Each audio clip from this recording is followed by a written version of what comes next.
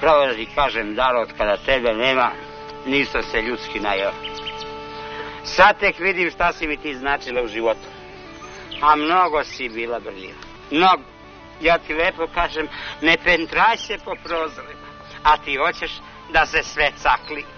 Pa još pritisla kasetofon do daske pa na prozoru. A žica. Žica. A ti, Daro, nisi tica da proletiš kroz prozor. I lepo sam ti govorio da paziš, da se ne strmekneš. A ti meni u inat. Ap, žica.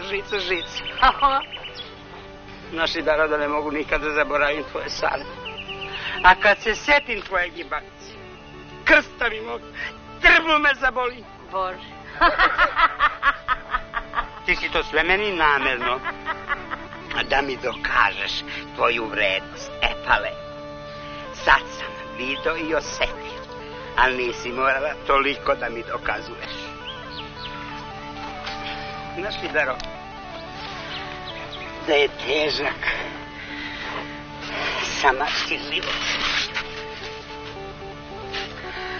Boba na jednu stranu, a ja đa kućam, đa kafana, đa kućam, đa kafana. A ti, Daro, znaš da je nikad kafanu nisam voleo.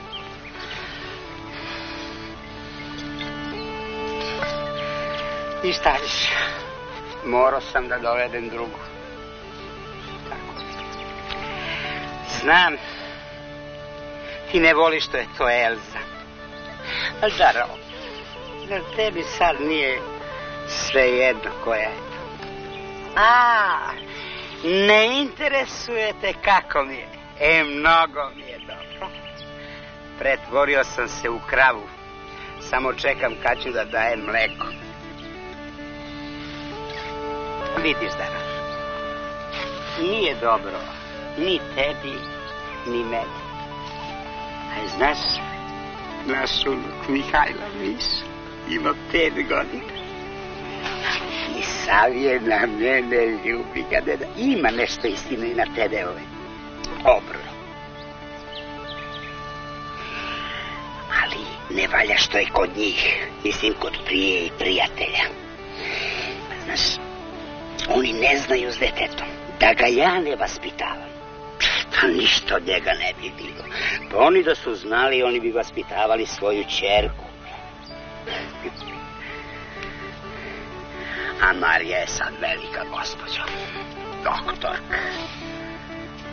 A naš Boba ko Boba, sav je, Daro, tunjav na tebe.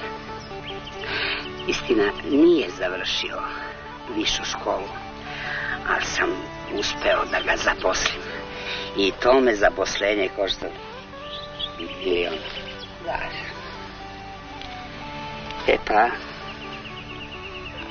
aj sad, Daro, u zdravlju. Živjeli.